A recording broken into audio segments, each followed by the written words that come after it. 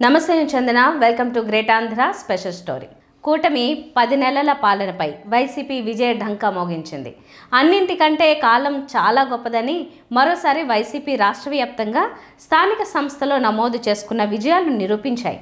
సరిగ్గా 10 నెలల క్రితం సార్వత్రిక ఎన్నికల్లో వైసీపీ ఘోర పరాజయం పొందింది. కేవలం 11 ఎమ్మెల్యే సీట్లు 4 పార్లమెంటు స్థానాలకు పరిమితమైంది. దీంతో వైసీపీ అలాగే ఆ పార్టీ అధినేత వైఎస్ జగన్మోహన్ రెడ్డికి రాజకీయ భవిష్యత్ లేదనే ప్రచారం విస్తృతంగా సాగింది.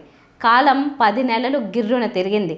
ఇంత తక్కువ సమయంలోనే ఆంధ్రప్రదేశ్ రాజకీయాల్లో స్పష్టమైన మార్పు కనిపిస్తోంది. వైసీపీ శ్రేణుల్లో కసి పెంచింది. వైఎస్ జగన్ నాయకత్వంపై స్థానిక సంస్థల ప్రజాప్రతినిధుల్లో నమ్మకాన్ని మరింత బలోపేతం చేసింది.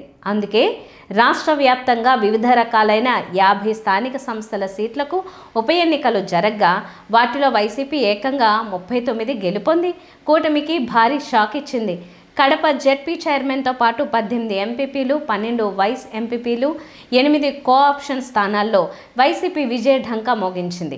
రాజకీయంగా వైసీపీ పని అయిపోయిందని సీఎం చంద్రబాబు, మంత్రి నారా లోకేష్, డిప్యూటీ సీఎం పవన్ కళ్యాణ్తో పాటు కూటమి ప్రభుత్వ పెద్దలు పెద్ద ఎత్తున ప్రచారం చేస్తున్న నేపథ్యంలో ఈ విజయాలు వాళ్లకు చెంపపెట్టు. రాష్ట్ర వ్యాప్తంగా వైసీపీ నమోదు చేసుకున్న విజయాలు కూటమిని ఎంతగా భయపెడుతున్నాయంటే కనీసం వాళ్ళ అనుకూల పత్రికల్లో ఎన్నికలు జరిగాయన్న సమాచారం తెలియకుండా జాగ్రత్తలు తీసుకునేంత. ఘోర పరాజయం పాలై దిక్కుతోచని స్థితిలో ఉన్న వైసీపీని అలా వదిలేసి ఉంటే ఇవాళ ఇలాంటి ఫలితాలు వచ్చేవి కావు. కానీ మంత్రి లోకేష్ రెడ్ బుక్ పాలన పుణ్యాన వైసీపీ కార్యకర్తలు నాయకుల్ని రకరకాలుగా వేధించారు.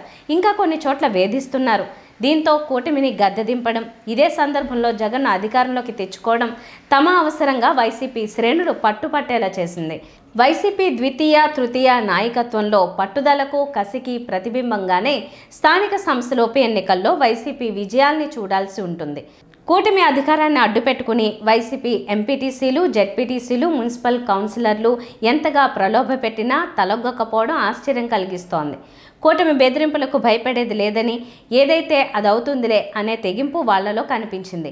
మరీ ముఖ్యంగా ముఖ్యమంత్రి చంద్రబాబు నాయుడు ప్రాతినిధ్యం వహిస్తున్న కుప్పం నియోజకవర్గంలోని రామకుప్పం ఎంపీపీ ఎన్నిక నిలువెత్తు నిదర్శనం.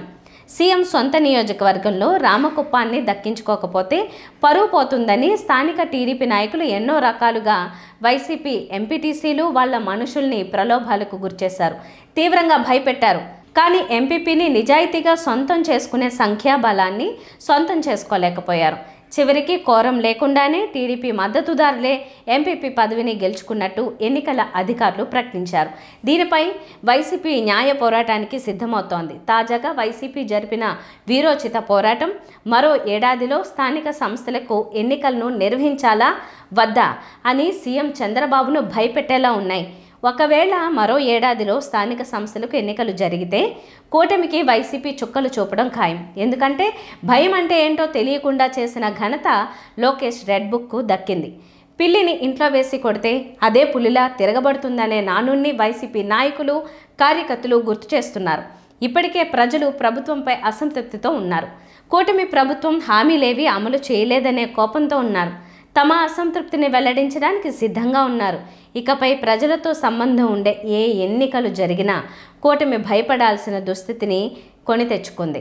10 నెలల కక్షపూరిత పాలన సాధించిన ఓటమి ఇది అని చెప్పక తప్పదు. ఇది ఇవాల్టి స్పెషల్ స్టోరీ. మరిన్ని అప్డేట్స్తో కలుద్దాం. నమస్తే.